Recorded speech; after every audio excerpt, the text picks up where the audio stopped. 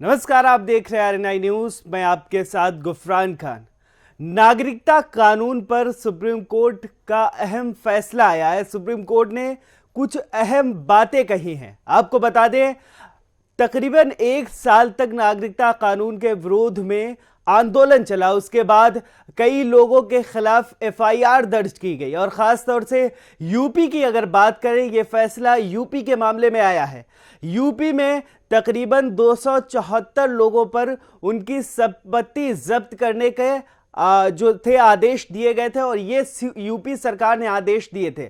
लेकिन आज जो सुप्रीम कोर्ट ने फैसला दिया है, वो जो 274 आदेश पारित किए थे यूपी सरकार ने कि इन लोगों की संपत्ति जब्त की जाए, उसके बाद आज इसके जवाब में यूपी सरकार ने सुप्रीम कोर्ट में कहा जिन लोगों के खिलाफ आदेश दिए गए थे उनके वो फैसले वापस ले लिए गए। इस पर सुप्रीम कोर्ट ने कहा कि आपको जिनकी संपत्ति आपने जब्त की उनकी संपत्ति आपको वापस करनी चाहिए। इस तरीके का फैसला सुप्रीम कोर्ट ने दिया और ये बातें सुप्रीम कोर्ट ने कही। अगर और ये अंतिम मौका है संपत्ति वापस करने का। अगर ऐसा नहीं किया गया तो ये कोर्ट का उल्लंघन होगा। एक तरीके से ये बहुत ही अहम बातें सुप्रीम कोर्ट ने आज कही है नागरिकता कानून को लेकर यूपी सरकार पर। मेरे साथ खास मेहमान हैं राम अवतार उपाध्याय जी। स्वागत है आपका सर। नमस्कार। जो आज सुप्रीम कोर्ट की तरफ से बातें कही गई हैं यूपी सरकार को नागरिकता कानून को लेकर, क्या लगता है आपको कितनी अहम ये बातें हैं? देखिए, ये जो सुप्रीम कोर्ट ने यूपी सरकार जी को एक आदेश दिया है, इस पर काफी हद तक किसानों के जो भी मामले हों और जो भी उन्होंने कहा है कि इसे वापस करके भरपाई की जाए। आपको जी बता दें कि ये 31 अगस्त 2020 में एक अधिसूचित किया गया था कि पीठ के जी अतिरिक्त एडवोकेट जनरल गरिमा प्रसाद की उस दलील में इस बात को जी खारिज कर दिया गया था। जी 274 लोगों पे ये रिकवरी नोटिस वापस लेने की बात कही गई थी, जिस जी पर न्यायालय ने इसे गंभीरता से लेते हुए दिसंबर 2019 में कथित सीए विरोधी प्रदर्शनकारियों जी पे जो उन्होंने भरपाई नोटिस करने की बात कही थी, उस पर 11 फरवरी को सरकार को जहां सुप्रीम कोर्ट ने फटकार लगाई है, जी जी उसे लेकर के अब ये काफी हद तक अगर सरकार सवालों के कटघरे में है, अगर नहीं सरकार इस तरह का वापस करती है तो निश्चित न्यायालय न्यायप्रिय कार्य करेगी और सरकार को कटघरे में खड़ा जी। करेगी। लेकिन सरकार की तरफ से ये आज जवाब दिया गया कि उनका जो भी हमने आदेश मतलब जो था जो संपत्ति जब्त करने का वो हमने वापस ले लिया एक तरीके से। लेकिन जो सुप्रीम कोर्ट ने बातें कुछ कही हैं वो ये कही कि आपने जो काम किया है, जो कार्रवाई जिस तरीके से की, वो एक तरीके से शायद शिकायतकर्ता, न्यायकर्ता और अभियोग की तरह की गई है। तो ये कितनी बातें अहम हो जाती हैं सुप्रीम कोर्ट की यूपी सरकार को लेकर? ये आने वाले वक्त में इसका क्या असर होगा? बिल्कुल आपने सही कहा है कि सुप्रीम कोर्ट माननीय उच्चतम न्यायालय ने जो भी कहा है वो बिल्कुल सही उन्होंने कहा है। और सरकार जी का जो ये बुलडोजर चलाओ अभियान था, उस पर कहीं ना कहीं अब सरकार पूरी तरह से घिरती जा रही है, जिसका जी इनको परिणाम जो 7 मार्च के अंतिम चुनाव होंगे यूपी में, उसमें दिखने को भी मिलेगा।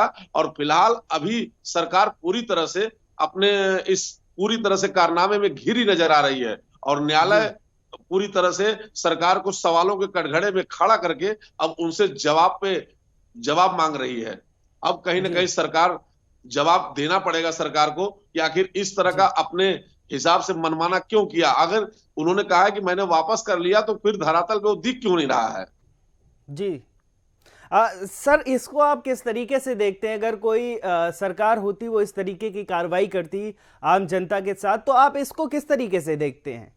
जी बिल्कुल आपने सही कहा कि सरकार कोई भी हो, लेकिन जनता जी के जो जनप्रतिनिधि चुनकर जाते हैं तभी एक सरकार का निर्माण होता है। और सरकार अगर इस तरह का कार्य करती है तो निश्चित ही आम जनता को इसका दुख दुख झेलना पड़ता है। जी सरकार नियम कानून से बंधी होनी चाहिए और जो वह काम करे जो कि जनता की भलाई के लिए हो, न कि किसी भावनाओं से ग्रसित होकर के कोई कार्य करे।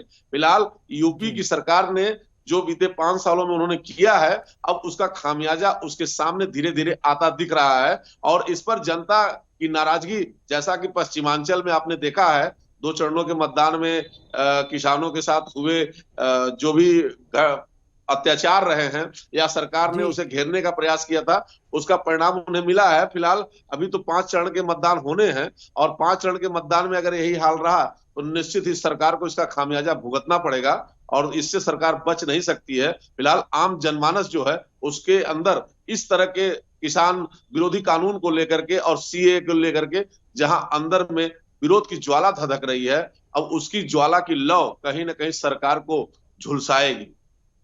जी।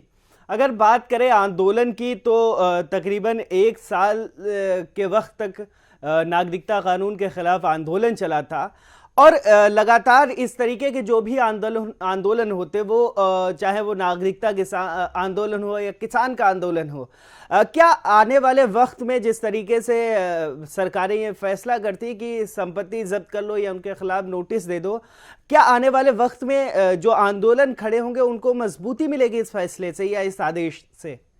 देखिए क्या मैं लगता है सर बताऊं, आपको?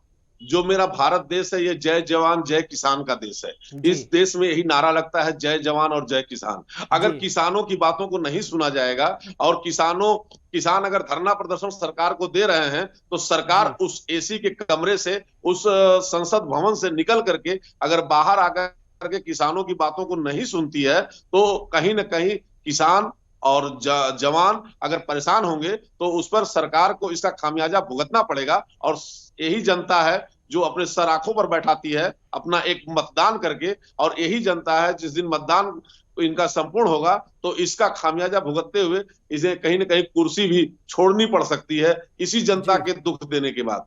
जी। सर क्या लगता है आपको कि जो ये आदेश है, और दूसरी बात सरकार ने जो संपत्ति जब्त करने के नोटिस दिया था और पोस्टर भी लगवा दिए थे लखनऊ में, तो क्या लगता है आपको कि जो ये नोटिस दिए गए थे वो एक तरीके से क्या राजनीतिक फायदा देके, क्योंकि ध्रुवीकरण की बात अक्सर होती रहती है, तो क्या लगता है आपको इसके पीछे की वजह क्या हो सकती थी? किस तरीके की सरकार ने कार्रवाई की थी? जो नागरिकता के खिलाफ आंदोलन कर रहे थे उनके खिलाफ जो कार्रवाई नोटिस की गई थी, इसके पीछे की वजह क्या लगती है सर आपको? देखिए यहाँ पे यह है कि सरकार झुकना नहीं चाहती थी कुछ राजनीतिक दलों के, उनको लग रहा था कि पीछे से किसी राजनीतिक बैकग्राउंड का ये सपोर्ट जी है, लेकिन जी इस तरह का कोई मामला नहीं था। और किसान उस ठंडी में, कड़ाके की ठंड में, चाहे चिलचिलाती धूप में, चाहे मूसलाधार बारिश में बैठ करके उन्होंने 1 साल तक जो वहां पे धरना प्रदर्शन किया है, उसमें सरकार झुकने न डरवाना चाहती थी, और सोचती थी सरकार की इस तरह की नोटिस जब चस्पा होगी तो लोग इस जो बैठक चल रही है, जो धरना प्रदर्शन चल रहा है, इसे छोड़ करके भाग जाएंगे। लेकिन जी जो किसान कानून थे, जो कानून थे वो लेकर के लोग, किसान अपने जिद पर अड़े थे, क्योंकि किसानों का कहीं ना कहीं इसमें बड़ा नुकसान होने वाला था। जी फिलहाल सरकार ने अगर अपनी जिद पर अड़ी तो किसान भी अड़े रहे, और अब जब सरकार चुनाव नजदीक आया तो किसानों की बात मानने की बात शुरू कर दी, या उसकी बातचीत करने लगी। इसके बाद उसने पहले तो साम दाम दंड भेद सरकार ने अपनाया, लेकिन किसान अपने डटे रहे, और किसान छोड़ करके उस धरने जी प्रदर्शन के स्थल को नहीं हटे, जिसके चलते उन्होंने चस्पा किया था नोटिस, और तरह तरह जी के सर डरावने डरावने खेल जी खेल। जी जी जी जी सवाल मेरा ये है कि जो नागरिकता कानून के खिलाफ नोटिस चस्पा किया गया था और उसके बाद कई लोगों की संपत्तियां भी जब्त की गई, बिल्डोजर भी चला था, तो जो कोर्ट का आदेश है इससे क्या आने वाले वक्त में अगर अब कोई सरकार आंदोलन को खड़ा होता अब है सर तो उसको अब क्या सरकार मजबूती को मिलेगी? हाँ, मजबूती बिल्कुल मिलेगी, और सरकार जी को अब उसे वापस करना पड़ेगा। तो आखिर जी जब हम नुकसान किए तो फिर इसे सरकार वापस करेगी कहीं ना कहीं। अब एकड़ी जो थी, उनकी सरकार की हेकड़ी टूटती नजर आ रही है, और जी अब कहीं ना कहीं न्यायालय, जो कि आज भी सुप्रिय है और माननीय उच्चतम जी न्यायालय की आदेशों का पालन हर कोई करता है, क्योंकि हमारे भारत में एक संविधान है, और संविधान के ही अंतर्गत सभी को चलना है, चाहे वो सरकार हो, चाहे आम जनता हो, चाहे किसी भी क्षेत्र के लोग हो। जी लेकिन आज कुल मिला जुला करके अब सरकार को उसका खामियाजा भुगतना पड़ेगा, और सरकार के दिए गए आदेशों का पालन करना पड़ेगा, और जनता पे जो भी उन्होंने नुकसान किया है, बुलडोजर चलाया है, अब खुद उसे भरपाई करनी पड़ेगी। जी जी सर कुछ ऐसी बातें हैं जो मैं आपसे अगर नहीं पूछ पाया, आप कहना चाहते हो तो ये आखिरी क्वेश्चन है, आप कह सकते हैं जो मुझसे छूट गई हो कुछ बातें। देखिए मैं अंतिम बात ये कहना चाहता हूं कि हमारा जी भारत देश जो कृषि प्रधान देश है, और यहाँ पे जय जवान जय किसान का नारा लगता है। लाल बहादुर जी शास्त्री ने ये जब नारा दिया था तो ये किसानों का देश है। भले ही जी 70 साल 75 साल की आजादी मिले हो गई, लेकिन आज भी हमारा देश लगभग उसी तरह से किसानों जी के जो द्वारा चलाए जाते हैं, खेत में हल से जो उपज होती है, सरकार जी कहीं ना कहीं कृषि कानून को उस पर ध्यान रखे कि आज अगर किसान मजबूत रहेगा तभी सरकार मजबूत रहेगी, और जब सरकार मजबूत रहेगी तो हमारा देश विश्व गुरु कहलाएगा। लेकिन किसानों पर भी जब सरकार तानाशाही रूप से अगर कार्य करेगी तो निश्चित ही किसान आंदोलित होंगे। और जैसा कि 1 साल लोगों ने धरना प्रदर्शन दिया है, ये सरकार की कहीं न कहीं विफलता का कारण रहा है कि किसान 1 साल तक बैठे रहे धरने पर। जब चुनाव आया तो सरकार इस तरह का जुमलेबाजी एक उनसे संपर्क करके धरना प्रदर्शन उठाने के लिए पीएम मोदी ने एक ढंग से जो उन्होंने घोषणाएं की, कहीं न कहीं किसानों के दिल पर चोट पहुंची है। और दिल का चोट दर्द जो भी होता है, दिल का दर्द जो होता है, वो किसान जुबान से तो नहीं कह पाएगा, लेकिन उसकी करा जी इस मतदान में देखने को मिलेगी। और आने वाला समय जो होगा वो कहीं न कहीं इस सरकार को हटाने में पूरी तरह से ये कृषि कानून जी यही जी अहम बहुत होंगे। बहुत शुक्रिया सर, आपने बहुत विस्तार से बताया। ये हमारे साथ थे राम अवतार उपाध्याय, जिन्होंने नागरिकता कानून पर जो आज सुप्रीम कोर्ट ने आदेश दिया, जो जवाब में यूपी सरकार के, तो ये उसमें कुछ बहुत अहम बातें भी उसने कही कि आपने जिस तरीके की कार्रवाई की वो एक तरीके से शिकायतकर्ता और न्यायकर्ता के रूप में थी। तो ये बहुत ही अहम बातें आज सुप्रीम कोर्ट ने कही थी। बहुत बहुत शुक्रिया। आप देख रहे थे RNI न्यूज़, मैं गुफरान खान।